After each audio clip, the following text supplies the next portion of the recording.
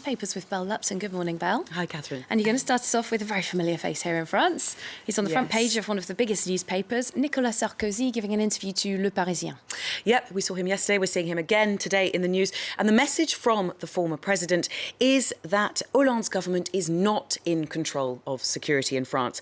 He says the state no longer has authority. On the front page of tabloid Le Parisien, aujourd'hui en France here, Sarkozy attacks the government's judicial policies and he puts forward his own security proposals, which are detailed inside the newspaper. So he wants to turn his back on a lax penal system, as he calls it, and make carrying out sentences the state's priority. Now, his plans include the privatisation of police and armed police, the gendarmerie, which will cause a stir on the left, of course, but also within those two forces, because they're not that keen on seeing it privatised. It would be a dramatic change. It would be a huge change, absolutely, especially in a country like France, a socialist country like France. And he wants to create 20,000 more prison places. All right, so a little bit controversial, as you've said. What does Le Parisien make of these proposals? Well, Le Parisien describes Sarko as donning his helmet as France's chief cop. Now, it talks about security being in his DNA, because this is a subject that he has campaigned on and talked about many times before. Now, the former president is condemnatory in Le Parisien when he says, and this is a quote from the former president, "We cannot have zones where the law is not applied in France." So he's suggesting there that the case now is that there are areas where the law is not fully applied. Sarkozy also takes the opportunity to denounce a judge's examination of two of his mobile telephones. This is all to do with the air cocaine scandal, as it's been known. He says, "What I want to know is what permits a magistrate to take such measures for the sole reason that I travelled with the same plane company." That company being the same plane company that was used to transport almost 700 kilograms of cocaine. Yes, even in the media, people have been quite quick to point out that he's not actually being said that he was actually on that plane. Exactly. It's his suitcase, anything like that. Exactly. It's not that specific plane. It's just he had travelled with the same airline. So the link has been drawn, but not necessarily saying he had anything to do with it, which, of course, he is reiterating, absolutely. One thing was that, obviously, yesterday, the two pilots who were on the run from that whole affair were imprisoned and finally caught. And there's an interesting cartoon in Le Parisien with Sarkozy and his not-so-good friend Hollande. Exactly, and this is coming off the back of that story, the air cocaine story. So he says here, "When I'm elected or re-elected, I'll put a police officer behind every citizen rather than a judge behind every former president." So he's obviously a little bit piqued by the whole thing there. He almost could have drawn that himself, I think. So Nicolas Sarkozy coming up with some very confident proposals here, almost like you say, as if he is re-elected already.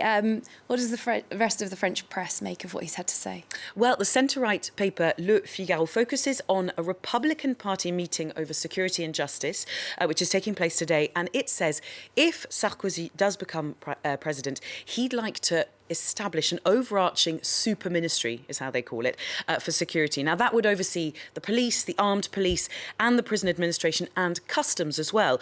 Now, the extra prison places that we already talked about, he'd create, they would be used to put an end to what Sarkozy calls the failure to carry out sentences.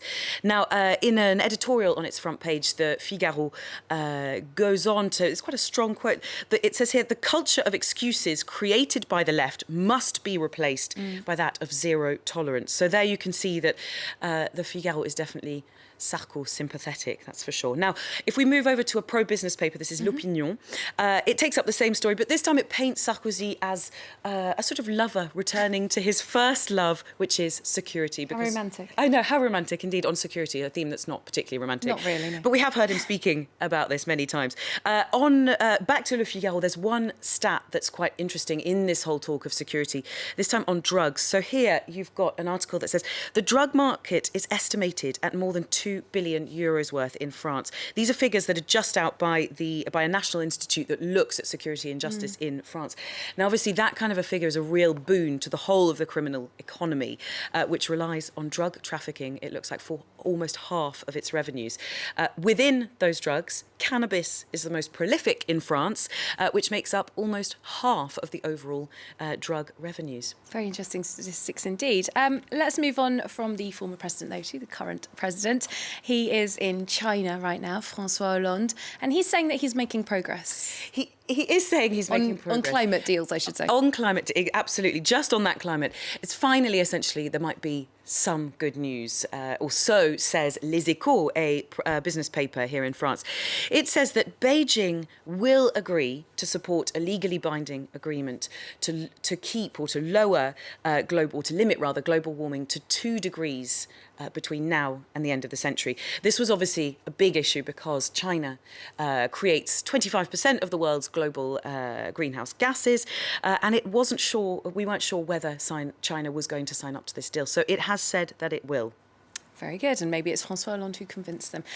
Now, in Libération, this is a left-leaning newspaper, there's a call to arms on its front page, and they're taking on those fat cats. They are, so not such good news here. Instead, we have a call from the likes of Thomas Piketty and various other sort of socialist leading thinkers. Nothing to do with Stalin. Nothing to do with Stalin. Else. It looks very much like it might be. I mean, I wonder if they've done that on purpose, because it does look like it would be a similar sort of subject. But what Libération says is that European governments are still reluctant to hold to task those multinational corporations that are still engaging in what it calls fiscal manipulation, so trying to lower their taxes.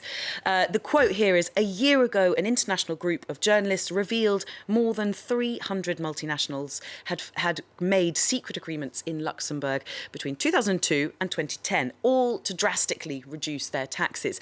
1 year later, nothing has really changed. Europe has disappointed. So you can see there, Libération trying to stoke the fire again on this kind of fight to try and cut down on multi-corporations dodging their taxes. All right, and I have to say, you're a glutton for punishment when it comes to long words today, Belle. You've talked about fiscal manipulation. Yeah. Now you're going to tell us about transhumanism. Please do explain. I am. It'd be nice if we could break up that word. So it's a school of thought, and it's on the front page of Catholic paper La Croix, which of course takes a little bit of a vested interest in this pseudo-religion. But anyway, this is a school of thought that uses science and technology to allow humans to surpass their biological limits. Now, that already sounds a little bit difficult to understand. It basically means we could put an end to illness, suffering, the chance element of birth, old age and death. By becoming robots? Not quite robots, but we could somehow use our technological progress to ensure that we wouldn't have to suffer all these things we currently do. Interesting ethical debates to be had there, I'm sure. Thanks so much for now, Belle Lupton, who'll be back later looking through the international papers for us as well.